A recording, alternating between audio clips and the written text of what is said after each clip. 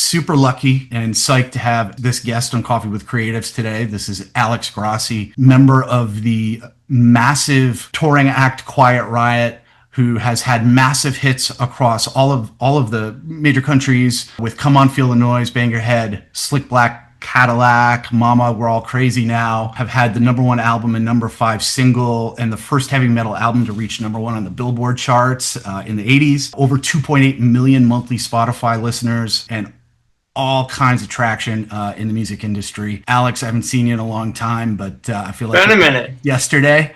But welcome. How you been, man? Been good. Thanks for having me on, man. Yeah, absolutely. It's good to catch up. So let's dive in. I got a bunch of questions for you. I want to know all about what it's like to be on the road with a giant touring act, and I kind of live vicariously through what you do. So South Windsor, Connecticut to Hollywood, right? There's a whole lot that happened between the two. And then the world with Quiet Riot. I always like to start with like the best, worst, and kind of work our way into the center. Mm-hmm. So I think the first question I would want to know, and that the people who watch this regularly would want to know, are like, what would you say have been the most valuable moments that you've had through this whole process? And then also, like, what have been the most challenging moments? And then from those moments, like, what advice would you give to artists who are getting into an increasingly challenging environment in the music industry? I would say probably the most challenging was when I first moved out to Los Angeles in the early 2000s. Like I was in a band back east called Angry Salad. We did shows together. Obviously, you're familiar. We had a deal with Atlantic Records. Around 2001, the whole thing fell apart when AOL merged with Time Warner, and a million bands got dropped. And I had to make a choice. I'm like, well, I could stick around here in Connecticut and play in cover bands and be comfortable, or I've done the East Coast, just try the West Coast. So I moved to Hollywood, and I was just going on any audition I could, just getting. I mean, I didn't know anybody really. I did a couple tours with this hardcore punk band called Ignite. They're really big in Europe. I did an album cycle tour with an artist named Amy Allen, who's now the singer for a band called The Interrupters. She was on Elektra at the time. Okay, yeah. The Interrupters have gotten huge. And then eventually I got my way into the Hollywood hair metal scene through joining a band called Beautiful Creatures, who was booked by the same company that booked Kevin Dubrow solo. There was no Quiet Riot at this time. And but it was really challenging on a daily basis, just going and walking into these auditions not knowing, I mean, you're going to hear the word no 98% of the time. And I did some big auditions. Like I did 30 Seconds to Mars. I was down to one of the last guys to be in the guitar player for that band. But, ultimately my roots dragged me back, and I ended up playing with the 80s guys. I played with Janie Lane from Warren, Kevin Dubrow solo, and then eventually, I think it was mid-2004, I got the call that Quiet Riot was going to reform, and they asked me to be the guitar player. But leading up to that was very challenging because, nothing's guaranteed, and there's a bunch of guys that want to do the same job as you. And the competition in Hollywood compared to the competition in Connecticut, I mean, the best of the best are there. So that was it was daunting for a minute, but I think that ultimately, I think it built character too. Like a lot of people should go through that process of hearing no, getting rejected. And if you can pick yourself back up and go to the next one the next day, it builds character, Yeah. It makes you appreciate it a lot more. It's funny too, because thinking about the business world too, right? Like in sales, they say like every no leads you to a yes, but like there's that psychological affect too, right? It's like, ego bruise, and then maybe we'll get something. But I think like, to me, what's inspiring is like you jumped into the fire. Like 9 out of 10 people don't have the junk to do that. And you're a testament to the fact that like, go live the life that you want to live. Right. And you're doing that all these years later. Yeah. I mean, I remember going in 2001 when I was kind of in limbo. I went to go see Poison. They played it was called the Meadows back then. Remember the Meadows? Yeah. Poison, Quiet Riot, Warrant, and Enough's Enough were playing. And I'm sitting there, I'm talking to the sound guy who I knew from working some Angry Salad shows. And I'm like, looking at the guy in Warrant, I go, so who's the new guy in Warren? He's not really playing, not great. I could do that job. And he's like, well, yeah, he goes, it's all about who you know. You got to be out there. So it's like, it's not going to come to you. And that's when the light bulb went off. I'm like, I could probably get myself to LA and maybe insert myself in some of these situations, Yeah.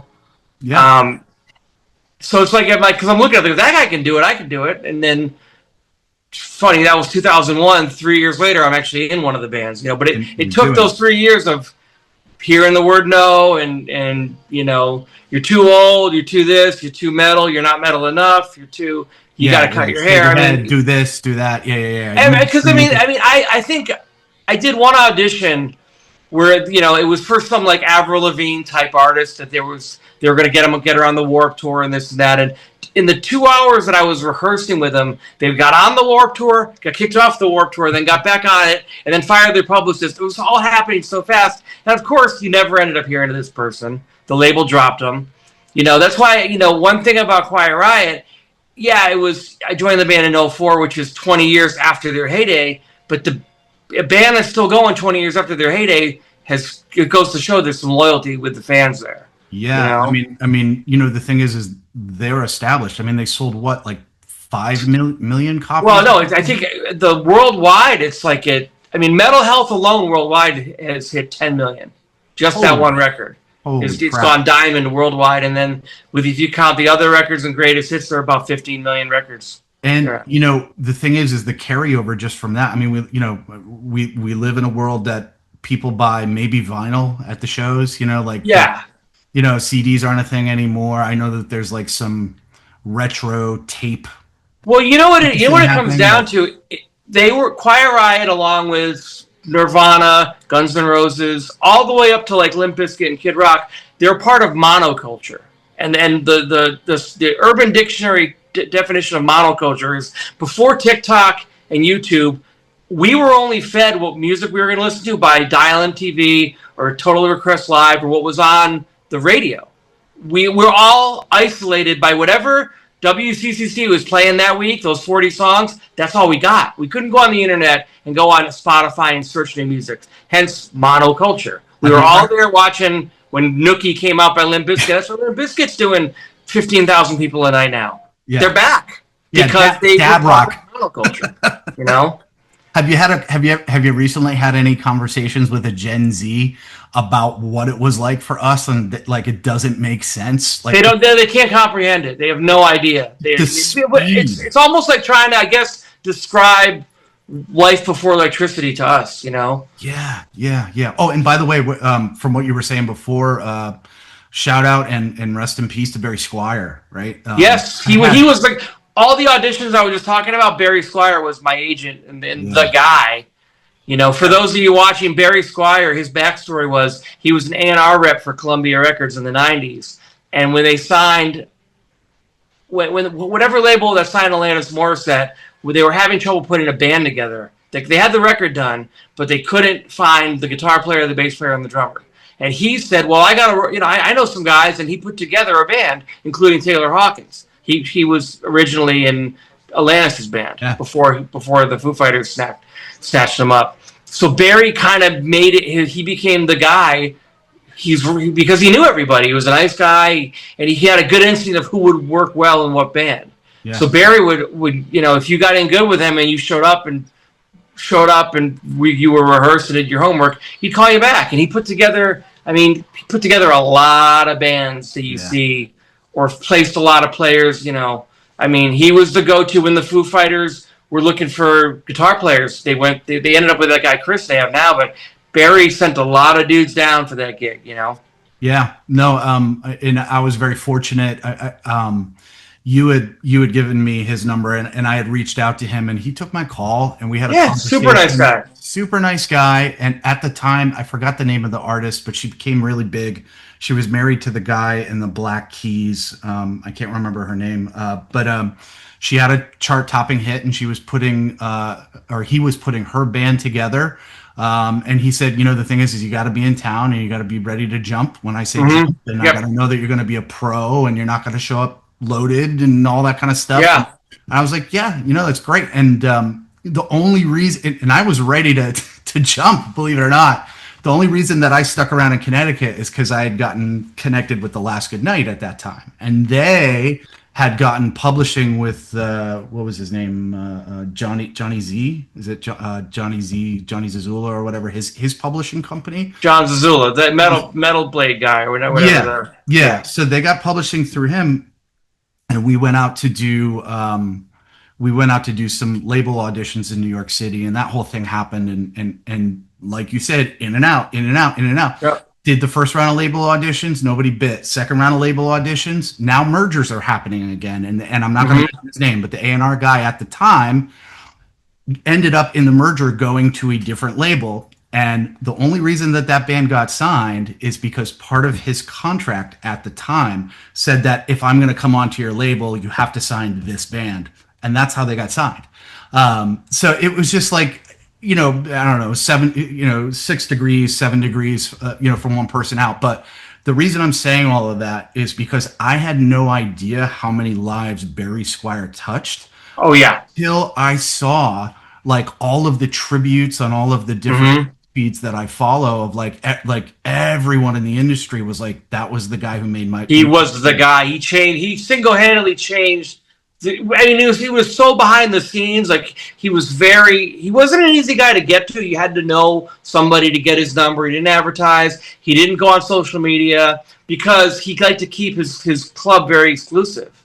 Because he charged these artists top dollar to be the guy to put. These guys wouldn't trust him. Like, look, I need a band in a week to go on tour. We're doing Saturday Night Live. I got to put together some ringers. He had his A list, his B list, his C list, and the fact that I was in town and showed up, it ultimately got me, it got me a lot of work. I made a good amount of money off the shows I did for him.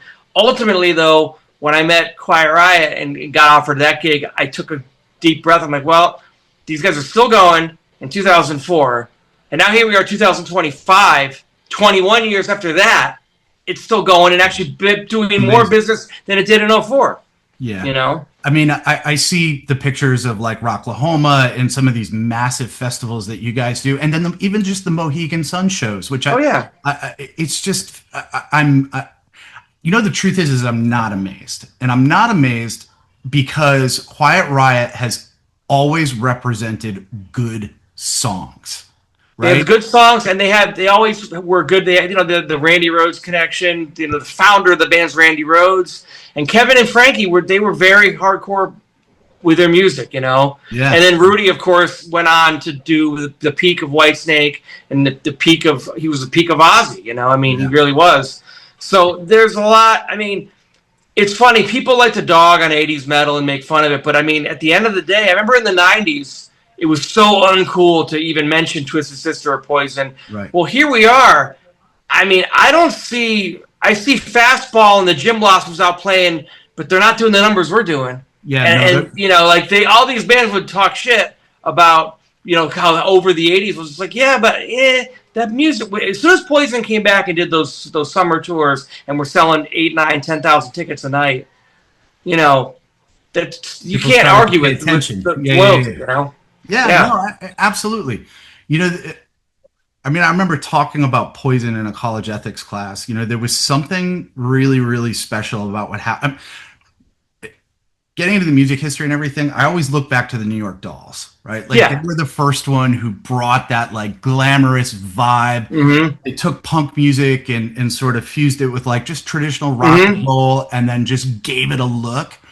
And it created this like theatrical vibe, and girls went crazy, and the energy was through the roof. And I feel like that was like a spark that was set off. And there's a reason why people keep showing up. I even think about like bands like Rat, or I remember the last time I was in Hollywood, running into Don Dokken at the Cat Club. Like, they're all still out doing it. Yeah, they're all still doing it, and there's a reason for that, So yeah, I mean, even as they've gotten older, and like if you look at the product that, like, if you look at, we just played with Dokken last week at Sturgis up in South Dakota. Yeah, I mean, he's sitting in a chair, he's gotten older, he's got trouble walking, he's still the guy, and people still go, I mean, you'll never, stay with Stephen Pearcy, Vince Neil, all those guys. They're the guy. Can they, maybe they can't sing as well as they used to. Everyone's gotten older, but they'll never be another Vince Neil ever. Right. Right. And it's the total package, right? Yeah. Like it's, people dog him for his singing and everything like that, but go back and watch like the Home Sweet Home video. There's so much presence there.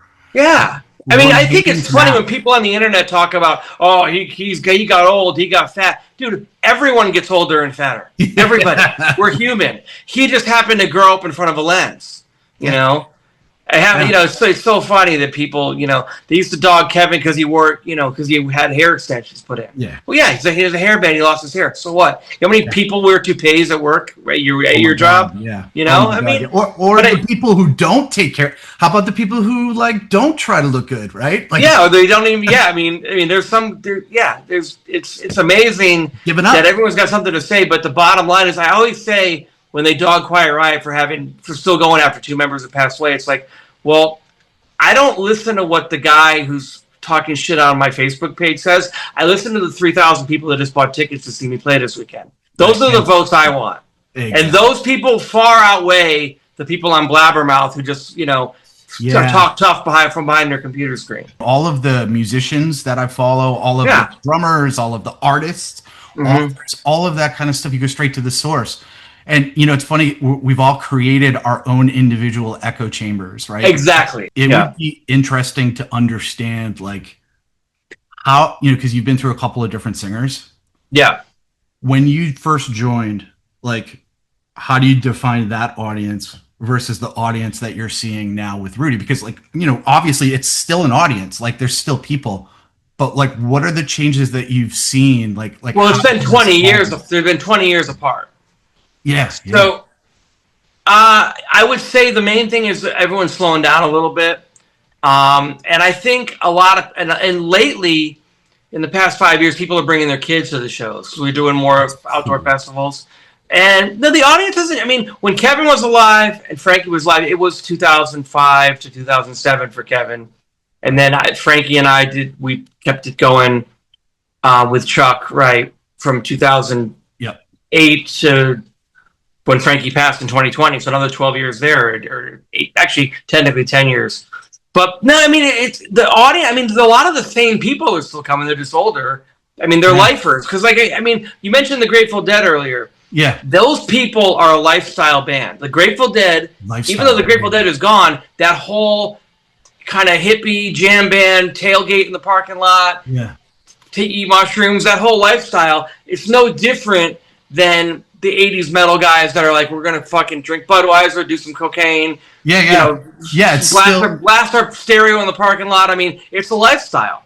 If you listen to Motley Crue and Rat, you wore the denim jacket with the leather pants and the bandanas, smoked Marlboro Red, Fringe, and probably did some blow, drank whiskey, just like the Grateful Dead. They're the same exact things, just different attire and different vibe. But it's a lifestyle. If you look at, there's a new band called Goose. I'm sure you've heard of Goose. Oh, yeah. They seem to be picking up the John Mayer Grateful Dead thing. And John Mayer went right into, he's like, I'm a Dead fan. I'm going to be the next guy. I'm not going to try to replace Jerry Garcia, but I'm going to go in for it because I'm a huge fan. And he's been embraced. They just did 2 months at the Sphere out here in Vegas. Yeah. You want to hear something? I mean, I couldn't name one Grateful Dead song. I don't know anything about them, but the same spirit, the same consciousness that applies to 80s hair metal. It's a lifestyle. Right. It's just it's just defined a little bit different. But those people, they're going to tell, a lot of metal kids, they're coming because their parents like it. And they're trying, they're doing this. Yeah, that's what they did. Yeah, right. It's the same thing. Yeah, it's the same. Passed down. It's passed down. I mean, and bands like Hootie and the Blowfish and Jim Blossoms, they didn't have that connection with bands. No one goes, the Jim Blossoms are out playing, but it's not the same. You know who I'm seeing kind of tapping into that is Creed. Creed came back, and they've got people bringing their kids, because Creed was one of those bands. They weren't cool to like Creed. They were massive. It's the same thing with Nickelback. People talk a lot of smack about Nickelback. I like Nickelback. They have a massive following. Yeah, and you know what? They Creed and Nickelback, say what you want, they crafted good, all-American, radio-friendly songs. And people know those songs. Yeah, people know them. They're easy to digest. And for, your working class regular dude, it's Creed, it's Nickelback, it's, and then on the opening band level, you got Seven Dust and Daughtry and Disturbed. Yeah. Those bands are bigger. I mean, we played Sturgis last week. We were up against Jason Aldean and Disturbed. I mean, we drew the shortest straw that week. I mean, look, the check cleared. I don't care, but and I'm at the airport the next morning, and David Draymond was at the airport with us, and John Moyer, the bass player, is friends with Rudy. They're all talking. I'm like, this band's bigger now than they were when they were on the radio. It's almost ironic, You think about it too. Sometimes I think about like bands like Gin Blossoms or Hootie and the Blowfish, or even like Bare Naked Ladies is another one. Where'd they go? Yeah. No one, you never hear them go, man, I love those guys are my guys. They were massive. The Canada contingent were huge. And then I don't know what happened because they still tour. But they didn't people didn't latch on to them that kind of music the same way they did. And I think a lot of it comes down to, people can tell when something's real and genuine and like, I mean, you say what you want about Motley Crue. They meant it. That was who they were. Yeah. They weren't pretending to be something to sell records. Or like, I found in the 90s, especially when I was with Angry Salad, a lot of the mentality in those bands, they were just chasing whatever was on the radio. Like, oh, this band used a drum loop in our song, we should use a drum loop. And a lot of, when we were making the records, the producers would just literally go on what's on the radio and try to cop that thing that was popular that week. Well, and they listen. Quiet Riot, I'm sure, did it too in the '80s. They listened to, with "Come On Feel the Noise." They probably listened to, if you listen closely, "Shook Me All Night Long." It's almost the same beat, same tempo, same everything. So there's a lot of that. That's always been going on. But I think people can sniff out what's real and what's not a little better than you think. That's a really good point. And I think like sometimes. Like you were saying in Gin Blossoms and that kind of stuff, I think it's maybe the difference between like a band that is an entity and rises to the top versus a band that is like dying to get into the industry and to be molded to the market, right? Well, that's what happened in the 90s too, because grunge hit, and then all of a sudden they were just signing anybody out of Seattle and throwing it out there. Like Candlebox, I think, played like 5 shows and got a record deal. Yeah. Madonna had her label Maverick and just... We need one of those. Get one of those. And, I like Candlebox. They put out some good songs. But you can tell they were not a seasoned band that was all in. They just kind of were right place, right time, I remember watching them on the Woodstock video and going like, all right, dude's wearing a backwards hat and he's singing. And it's like, but they just didn't have that like stage vibe like they'd done enough shows. No, I saw them they played the Hartford Civic Center because they were huge. And they headlined the Hartford Civic Center. And it was about half full. And they were literally, it was like a bar band at the Civic Center. Wow. They didn't know how, they weren't working the whole stage. They were just kind of staring at their shoes, kind of nervous. I was like, these guys are not an arena band. They might have the numbers on Billboard this week to justify booking them, but it didn't, you could just tell, So I guarantee you some promoters lost money somewhere. I don't know what they got paid either. You never know. It's all about, you don't know what they sold, don't know what they paid, but I mean, it probably could have been at 2 Nights at Toad's Place, would have done the same thing, Right. Exactly. So, Al, I've known you since forever. And, I got a lot of favorite guitar players and you're one of them. You need to get out more. Come on, man. But I want to know who, you're in a band that's touring all over the world all the time and playing to huge audiences. Like, when you put all that aside and you put your headphones on or whatever, or you open up Spotify or Tidal or however it is that you consume music, like, what are you listening to these days? Who are you listening to? One of my favorite guitar players that I'm still discovering the brilliance of his playing is Dimebag Darrell from Pantera. And obviously, with Ozzy passing away recently, I've been on an Ozzy kick, going back, listening to Jakey Lee, listening to Zach, Randy, obviously. I mean, even Gus G, the later stuff. Yep. He's always had such great guitar players, Yeah. But Dimebag, obviously, my guys growing up were Mick Mars and Slash, And even CC DeVille, you know, say what you want. I love CC. Great player. Underrated because of the band he was in. He was in NYU. Didn't he go to conservatory or something like that? I think so. He was. He definitely was. Out of all the guys in Poison, he was the musician for sure. Yeah, he was. Yeah, but I mean, he was a monster. I thought. Yeah. You know. I know. I think he plays better than what you got from him out of In Poison. When you watch him play other stuff, he can really play outside of that. You know.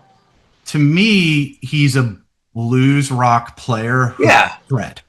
Right, like he's got blues chops with a whole lot of just ability to move, like ability to run the fretboard very well. And he's a little out of his mind, so he actually, if you listen to some of those riffs, I mean, they're so over. Like the "Talk Dirty to Me" riff is da-na-na-na-na-na. It's almost like a punk thing, you know? Yeah. You know, it's like a Ramon. It's like a straight up Ramon song. You know, that could be a Ramones riff, you know? It's so funny. But, you know, I don't really go, I'm not really discovering anything really new. I mean, I'm kind of, when I do listen to Spotify, I just got my playlist, you know, the Ozzy channel, and just listen to that, some Sabbath, you know. If it ain't broke, don't try to fix it. Yeah, fair. Hey, man, you know, there are the people who listen to all of it, and there are people who listen to certain things, and I respect both, you know. My journey has been a little bit more like removed. Well, you're far more diverse of a musicologist than I am. I like the culture of music. That's the thing that I've accepted, as opposed to I'm going to be like this person, I'm going to be like that person. Yeah. I learned that's my sweet spot, is the culture of music and learning different types of music. Like, I get really excited learning new bands. Like, the band that I'm really into right now is King Gizzard and the Lizard Wizard. Talk about a band that's like changing the approach to the industry. These guys have put 27 albums in 10 years. They put 3 to 4 albums out a year, and not just like punk rock psychedelic stuff. Like, they're doing like legitimate, like one album will be like. Oh, they do all self-release stuff? No, they're on ATO. Okay. ATO, but they do like a progressive album, then they'll do like a techno album, then they do like a pop rock album, and then they did the most recent album was an album with an orchestra doing like 70s music. So I think I had a conversation with this musician a little ways back that was saying that like the wave of the future for up and coming bands, like nobody's going to sell albums anymore. So it's going to be about how much art can you put out there, like volume of art, as opposed to like the album cycle. I think that's a really interesting concept. So those kinds of things. Well, yeah, I mean, that makes sense because, I mean, no one pay. I mean, the idea of paying for music to Gen Z is a foreign concept. Right. Wait, this used to cost money? Right. Yeah, you used to have to go to the mall with a $20 bill and buy a CD. What? Yeah. No, I worked like 2 jobs at one point just to buy music and go to concerts. But I like the idea of like a band's library, right? Like a band's library of music. So like you go down the wormhole, because like, you think about like social media. That's why what's happening right now is like creating communities in social media, right? It used to be like, I need to get as many followers as I can. Well, that's good. But what's your relationship with those followers? Because if I have 10,000 subscribers on YouTube, but they're all in India and I paid for them and like nobody's actually watching the videos, and vice versa. Maybe you have casual people who are like, signing up and whatever. If you don't have, community with them, at least it seems to be that's the trend right now. So anyway, that's where my head's been at, but this isn't about me. Coming back to what you were talking about before, so you did the Angry Salad thing and you did all of these other bands, but one thing that was consistent is you were always a guitar player, like who had the chops, but also had the feel, could play the song. And then like you would do these like group hangs, like I'm trying to remember, like Hookers and Blow, right? Like you would get together and you would play all these different songs from all these different bands, and you just were able to fit molds, right?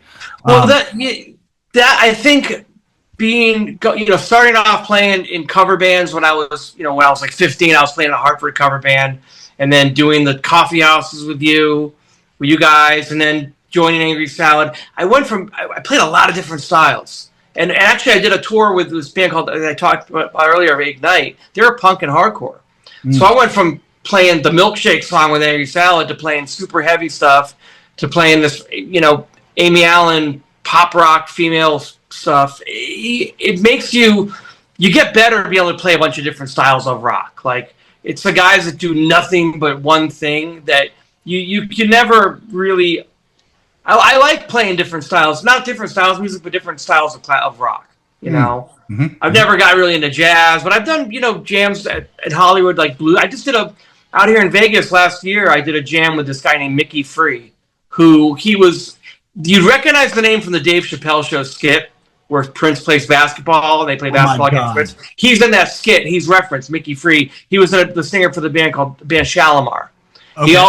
They had Dead Song Dancing in the Sheets. That was on the Footloose soundtrack. He played with Prince, played with Rick James, and he's an OG blues Hendrix dude. And he invited me to his jam, and I was doing Hendrix blues jams with him, And cool. We did another show with that guitar player, Jerry James Nichols, that guy.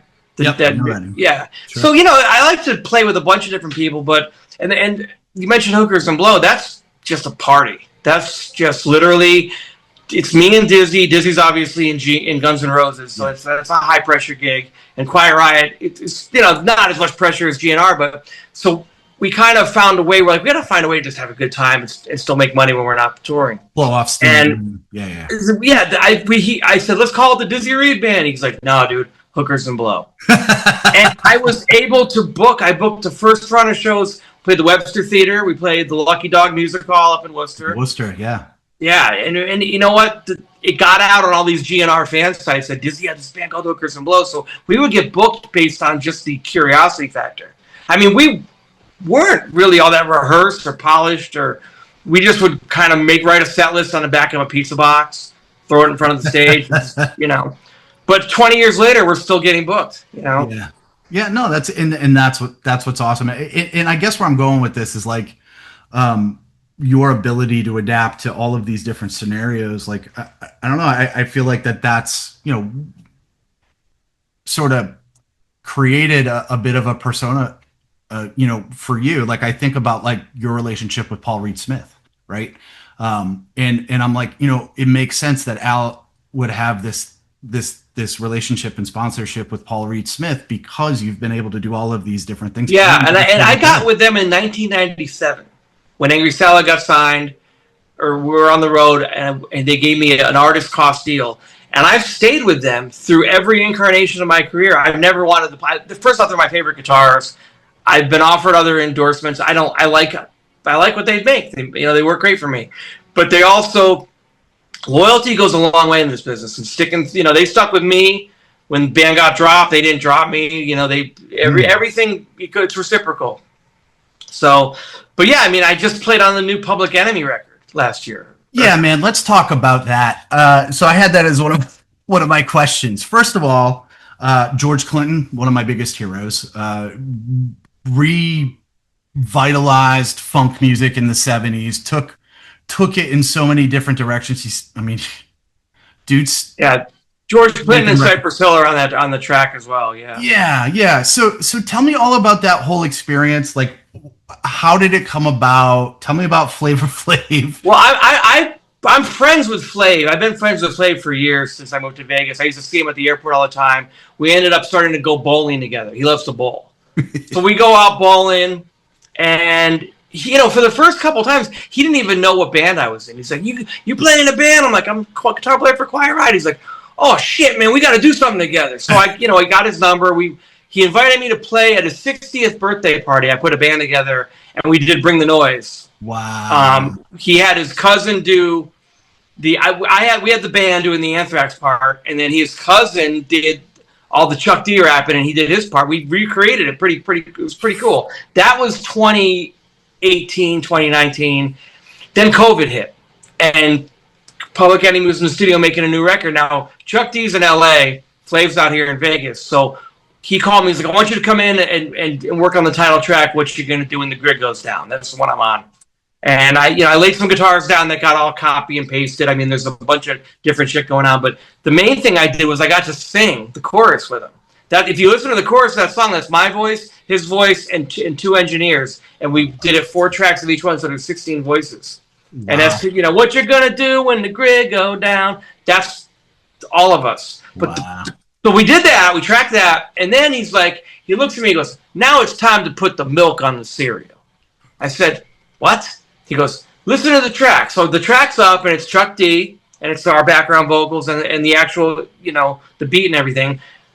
But it didn't have any of FLAV on it. Now, and I go, "Oh, I get it now." Like, he went in the booth and did 2 passes of his ad-libs. "What y'all gonna do? Yeah." All these little things. Like hype man stuff. He did, but he did it, and it went from being just this track to sounding like Public Enemy. He's the milk. He goes, "I'm the milk." He goes, "You can't take me off." Because there was some falling out they had with Chuck D over some political thing like that year. Yeah. And he was going to be out of the band. I'm like, you can't do Public Enemy without him. Now, it's not just about the guy with the clock around his neck jumping around. His little accents and ad-libs and pipe man things made it into a Public Enemy track. And I totally get that now. I mean, it's kind of like what he is to Chuck D is what Izzy Stradlin was to Slash on Appetite for Destruction. It's the peanut butter and jelly thing, man. Yeah, but see, if you can because I'm sitting there going, now I get Joe Perry, Brad Whitford, Izzy, Slash, Chuck D, Flavor Flav. Now, there's no guitar involved, obviously, but musically, it's the exact same thing. Oh, yeah. If you take Izzy's tracks out of Appetite, it's not Appetite. Nope. He's still one of my favorite. He's the most. I mean, I talk about isolated tracks. You can go on YouTube and there's isolated Izzy tracks, and they're amazing. They're absolutely amazing. He's even the Juju Hound stuff I loved. I mean, the guy sounds like he could have been in the Rolling Stones. I mean, like, he just had vibe, like, just so much vibe and that, like, experienced blues guy swagger, right? Like, and it wasn't, it's just rare for something to be that, like, genuine. Like, so many people try to be that, or like, oh, I'm going back and I'm going to listen to these Robert Johnson field recordings, and all of a sudden I can play and have that. No, you're not that. Like, do you? No.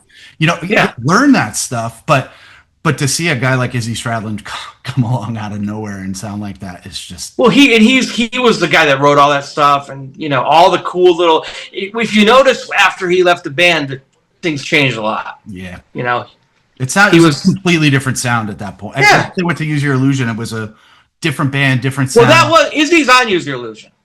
Oh, he is. Izzy's is on the record. Did he also, like, left during the tour? He left. I think they did like a first maybe 6 months of touring on it, and then by the time the November Rain video came out, they did that big Metallica tour. He was gone because he was the first guy to get sober, and the rest of those guys were off the deep end. And he's trying to be sober, and he's like, "Look, I made my money. You guys are out of your fucking mind. I'm out of here." That's the story I got. I mean, I can't blame him. I mean, and he seems like the most anti-rockstar guy too. Yeah, he wasn't looking to be up in the spotlight. That makes sense. One of the things, Al, that I wanted to also talk about a little bit. You mentioned that you're doing like a little bit of the tour managing. It's not getting any easier, obviously, to be in the music industry, right? No. Loss of mechanical royalties from records, like streamlining to, okay, so tour overhead is getting higher and higher with gas costs and insurance costs going through the roof. And now we have to deal with tariffs. We're in Q3 of the year, which is the time where the businesses are passing them on to the consumers, which means less discretionary spending, those kinds of things. Like, for musicians that's on the cusp of a career and has made that move to, like, Nashville or Vegas or maybe even less LA or New York these days, like, from a business perspective, what are the things that you would tell somebody to do to, like we call them CYA tactics, to kind of cover their ass? I mean, you can't obviously like foolproof yourself for something that's that risky, but, like, what would you tell yourself 20 years ago that now as a tour manager or as somebody who has such a strong business background? I know you were working with a lawyer at one point, right? Yeah, I was married to one. Oh, right. Yeah. I was married to an attorney who she worked for 10th Street Management, Steven Tyler, and I actually also I run a booking agency when I'm not touring. I work for the Las Vegas office of a company called BTE that handles about 80% of the 80s metal bands. Oh, wow. Great White, Vince Neil, Sebastian Bach, Quiet Riot, Slaughter, Striper, Queensryche, all of, a good portion of them we have the market corner pretty much. And I would say I think I've made a lot of the right decisions. I probably would have gotten a little more knowledgeable of the road. I took over the road managing stuff when Frankie got sick. I probably would have, honestly, I can't really think of any one thing. I just probably would have gotten started on a little earlier had I known what was going to happen, because it was kind of like trial by fire. And then COVID happened, which actually gave me a chance to catch up on everything. Like, we were forced to take a year off and kind of restructure because Frankie got cancer, COVID happened, and then we got Rudy back in 2021. So 2020 was really a year spent kind of re-energizing and rethinking and restructuring the whole thing. So, but that's the main thing is really, you don't need a full. We don't even bring a crew out with us. It's just the four of us. I do the road managing, and we have all local crew deal with the back line and the equipment. I just bring one guitar, a little mini pedal board, and just plug in. And that's wow. Because a lot of the crew guys we've hired, unless you're getting a $1,500 a night guy that would work for like Taylor Swift or Disturbed or or Metallica, one of those level guys, you're really getting most of the guys. They party too much. It's a risk there. Yeah, they're trying to do anything but do your gig. I'll do it myself and keep the money. It's funny. It's funny you say that. I knew a guy who was on Stain's crew when Stain had peaking. And I remember him saying, he's like, I had to leave them like at the peak of their success because there was, he goes, there's partying and there's doing drugs and stuff like that. He goes, but the bad drugs started to come around in the crew. And he's like, that's when things got really ugly. And he's like, I just couldn't do it anymore. I'm like, you think about it, it's like you have the culture of the band, but the crew culture is like the crew guys are really, because they're the ones that have to be up at 8 o'clock in the morning and go to bed at 5 a.m. So yeah, you're gonna need something to keep you awake. Yeah, I get it. Bus drivers, truck drivers, local crew that goes. Those guys are the true pirates. Yeah. The band it's easy for a band guy to stay sober when can get his 8 hours of sleep, but the crew, they're the first ones to show up at the gig in the morning and the last ones to leave at night. Yeah, and you have to have some means of making that work. Yeah, that's why we use local guys. That they're going to be fresh. They know their area. We use local sound guys. We don't even bring a front of house guy because it's like any venue we pull up to, the house guy's going to know that system better than our guy. And I just tell him well, what do you guys want to sound like? I'm like, Google, come on, feel the noise. Listen to it and make us sound like that. Real simple. We don't run any tracks. It's all live. We don't not on a click track. It's a guitar, bass, drums, and 3 singers. Yeah, no frills. Let us dial our sound in and make. I find that not having to rely on backing tracks for us. We're lucky that we have a good enough singer and background vocals. We don't have to, but I see some bands that are out there and they're tethered to that click track with the fake vocals, and it's domino effect. You have to have your own sound guy because you don't want a Milli Vanilli to happen. You have to have Yeah, absolutely. Carry a backup laptop to the backup laptop. I did it for 2.5 years with the GB band, and they would do 20 song segues, right? They'd have 3 or 4 of these, and there'd be backing tracks through the whole thing. And if it was down at any point in time, if we didn't have, and we had a sound guy who did all of our shows with us, but if he wasn't there to correct things when they went down, and it happened multiple times. And what happens at that point? Pull the plug. You dump it and you go live. Yeah, I did a couple fill-in gigs out here in Vegas about 5 years ago. A friend of mine got sick, and he needed a fill-in guy for this. It was a legit Vegas, full-on 4 sets: Sweet Home Alabama, Brown Eyed Girl, Jack and Diane. But they had all these background, and I'm like, finally, halfway through the show, I go, guys, I can't. This thing's killing me because they had to blast it into my ears, and I said, "Can we just play? Every guy on the stage was a really A-list player, and we dumped the whole thing, dumped the sampler, and it was the best show the band had done. They're like, "Oh my god!" And I go, "Yeah, you get you don't need all that stuff sometimes, you know."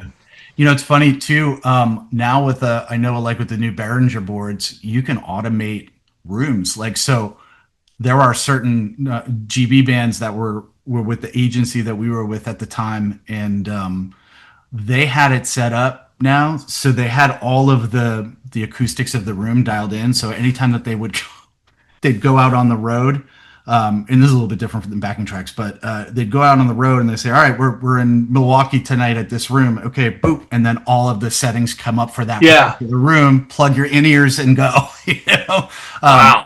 But that's like, you're taking some of the soul out of the music when you do Oh, no, absolutely. Being on a click, I don't even wear in-ears. I like to hear it, I like to feel it. Yep. I try to keep it old school, Yeah, I mean, look, there's a time and place for all of that stuff.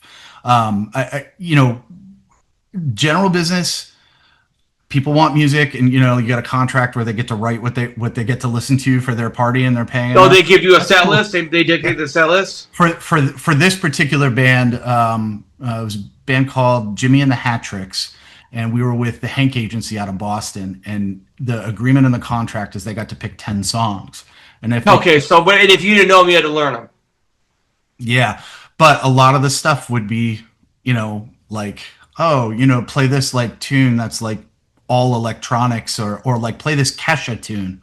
How's a live rock band going to play a Kesha tune without, right? It's like, we'll interpret it as a rock band, or we got to go build in all the tracks. And I was the one who inevitably did all that stuff, and probably could have gotten paid a lot more for it. But yeah, I think there's a time and place for it, and I don't think it's like a killing rock band, right? Like no, but I mean, a lot of like Kiss and Motley Crue they openly admit they're using the tracks. I mean, with Kiss they have to because they're flying around.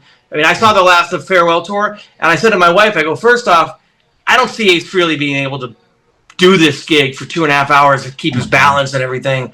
There's a reason they have the guys in there they have, but also, you're gonna have Paul Stanley flying from 4 different microphones. And they're all going to be dialed in the right way with the monitors. No, he's going to have to lip sync. It's fine. It's entertainment. It's not.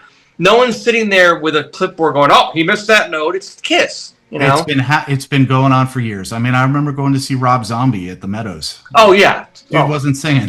No, dude was not singing. a lot of these guys, as they get older, to keep the show sounding the way it's supposed to sound, they got to do it. And you know what? People bitch on the internet, but I don't see it affecting ticket sales. No. Look, if you're big enough, I mean, who was it? Ashley Simpson? You don't go on SNL and you do it. No. Or Milli Vanilli. Yeah, exactly. Which ironically happened in Connecticut, didn't it? Yeah. The Milli Vanilli thing happened at Lake Compounds. Yeah. Right? Was it Lake Compounds? Yes, it was. It was. And it was like a sold out show. Yeah. Yeah. But yeah, I mean, look, you want to do your backing vocals or something like, I get that. You don't have somebody who can hit the harmony. You don't want to pay another salary for a guy to do just that. Like, at some point you got to make money, right? So, we talked about Flavor Flav.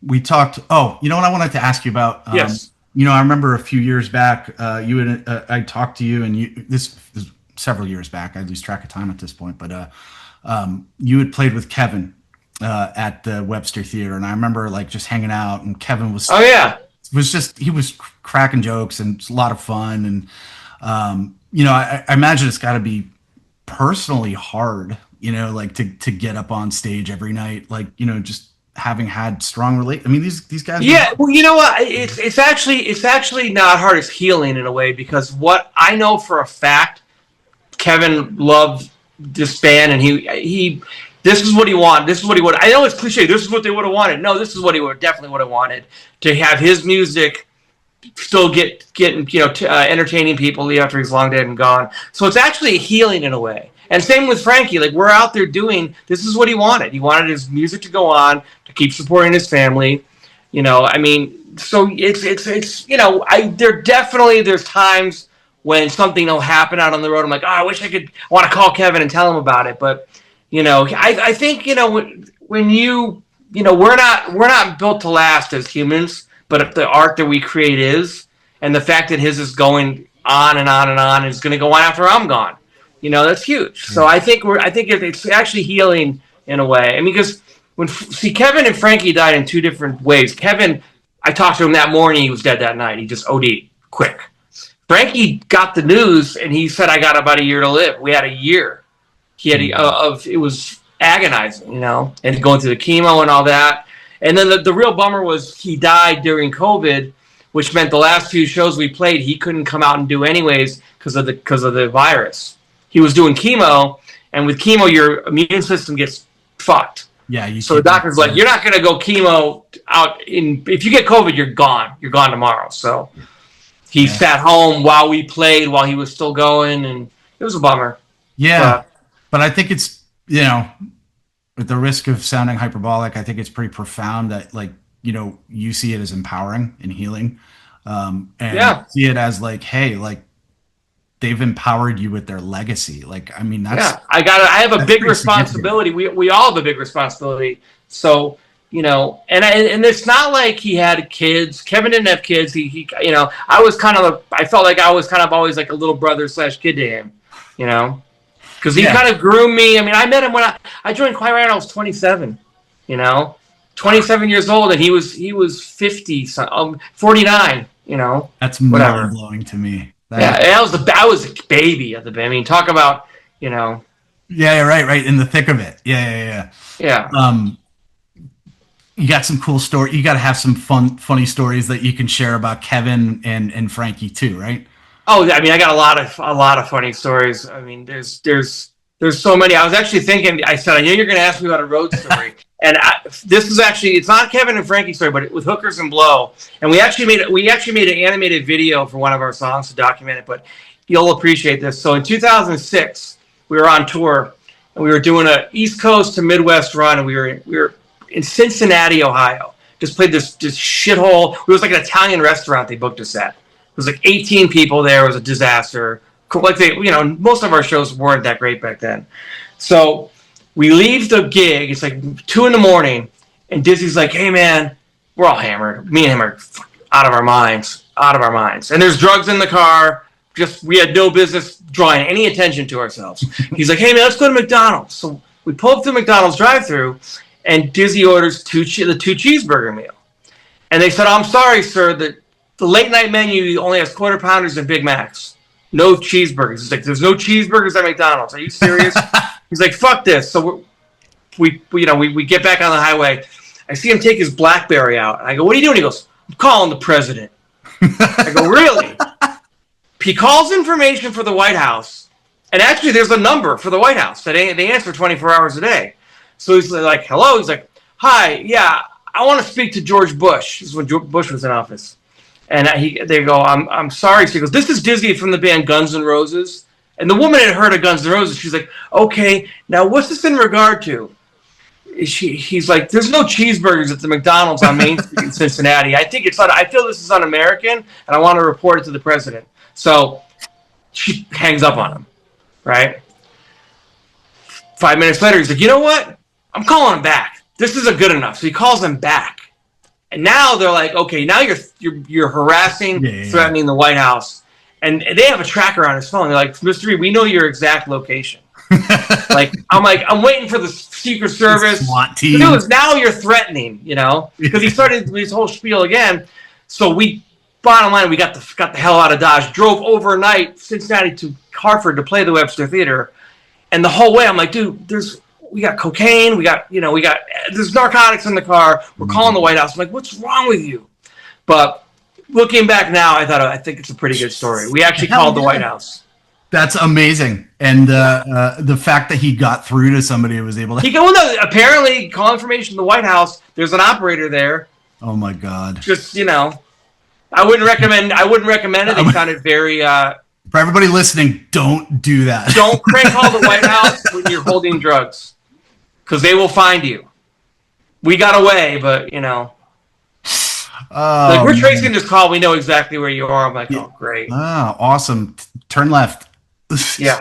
All right. So last question I'm going to ask is like, what's next, man? You've been doing this for 20 years. Quiet Riot is as big as they've ever been and still touring all over the place. Uh, what are the next five to 10 What's years? next? I mean, just keeping this going, man. Just booking more shows. I mean, 2026 is already filling in. Um, just more of the same. I mean, people want this lineup to make a new record, but people, like as we discussed, people don't buy records anymore. We might put out a single or two, but I mean, just keeping both hands on the wheel and keeping this thing going. I love it, Because man. it's a great version of the band. It's a great tribute to the legacy of the two guys that are no longer with us. And this is what I do. Like, people talk about retirement. It's like, Rudy could have retired years ago. He doesn't want to. He's like, dude, I thought about it. I would just be sitting around getting old, and music keeps you young. I noticed the guys that retire get old real quick, And once you're done touring, I think something dies. Like, look at Lemmy. He found out he was done touring. 2 weeks later, dead. Ozzy Osbourne plays his last show. 2 weeks later, he's dead. There's something about having the gig to look forward to that keeps your blood pumping and keeps everything on the way it should be. Yeah, man. And here's how I'll wrap it up, Al, is like, you're one of the few people that I know, like, I've played in a bunch of different bands over the years. Like, I feel like I've done my share. Like, You've done absolutely where I've been. But you're one of the few people that I know. It's very rare that you see somebody who at such a young age was like, this is what I'm going to do. This is what's going to make me happy. You did it. You didn't care about what the rest of the world saw as like, well, you should do this or you should do that. Oh, I was told by everyone. When I said I want to be a rock star, one or another. And you did it. And there were ups and downs along the way. You navigated those ups and downs. You threw yourself into the fire. You adjusted, right? A lot of people lose themselves at that point in the adjustment, right? Because people want to adapt. You adjusted, and you've always been able to pivot with your opportunity. And I think that's not only rare, but really cool. And thank you. But outside of music, I said to myself, I go, I'm not going to do anything else, Yeah, but you did it, right? You did it, and selfishly, you did it for the rest of us. If I could say that. Well, I kind of feel when I see my buddies like you, when I see last month we played with Bret Michaels and a bunch of my, like, Greg Gender and Jamie Benton and all that, Matt Hamilton, all those dudes came out and they're backstage. I got them backstage, got them passes, and they're loving it. I'm like, this is the best part of my job is being able to share with my buddies. That's cool. Like, we play Mohegan Sun, come backstage, here's the rider, help yourself, That's awesome. Because I mean, I take it for granted, but it's a big deal to be able to share the positives of it.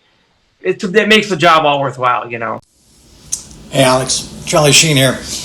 A good friend of yours asked me to reach out and wish you luck with your new album for your band, Hookers and Blow. Amazing. I'm told that you look to me as a big inspiration. I guess it just proves that you never quite know who you're going to inspire or how. My sincere apologies, first and foremost, to your parents. Anyway, good luck on tour. I hear that you are one hell of a guitar player. If I don't get an invite to an upcoming show, front row, backstage, the whole package, I'm going to take it very personally. All right, my man, I'm out.